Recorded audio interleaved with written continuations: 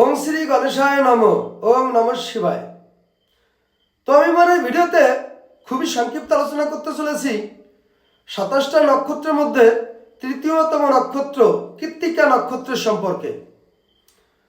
তো আমরা সকলেই জানি নক্ষত্রের নিজস্ব আলো আছে এবং আমাদের জন্মছকে এই নক্ষত্র যদি শুভ ফল দিয়ে থাকে তাহলে আমরা এই নক্ষত্র থেকে প্রচুর সাকসেস সফলতা এবং প্রচুর সুপ্রভাব পেয়ে থাকি।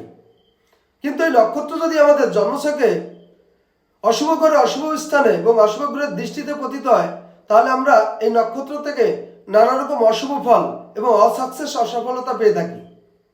তো সাধারণত এই কৃত্তিকা নক্ষত্রের জাতক জাতি কেমন হয়ে থাকে এবং এরা এই নক্ষত্রের কি প্রভাব পেয়ে থাকে সেই সম্পর্কে আমি আমার এই ভিডিওতে খুবই সংক্ষিপ্ত আলোচনা করতে চলেছি। তো কৃত্তিকা নক্ষত্রের জাতক জাতি এরা সাধারণত মনীষী ভাবপূর্ণ হয়ে থাকে। এছাড়া এই কৃত্তিকা নক্ষত্রের জাতক জাতিক এরা খুব তেজি, রাগী এবং সাহসী হয়ে থাকে। তো কৃত্তি নক্ষত্রে যারা জন্ম এরা সাধারণত বহুভাষী হয়ে থাকে। এছাড়া দেখা গেছে কৃত্তিকা নক্ষত্রে যাদের জন্ম এরা সাধারণত অতি ক্রোধী এবং রাগী ব্যক্তি হয়ে থাকে।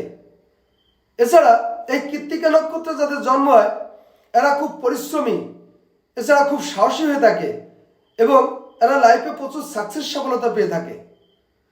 তো বন্ধুরা, এই কৃত্তিকা নক্ষত্রে যাদের জন্ম এরা সাধারণত পরস্ত্রী আসক্তিযুক্ত হয়ে থাকে। এই কারণে এরা লাইফে নানা রকম ঝামেলা সমস্যার সম্মুখীন হয়ে থাকে। তো এই ছিল কৃত্তিকা নক্ষত্রের সম্পর্কে সংক্ষিপ্ত আলোচনা। নমস্কার।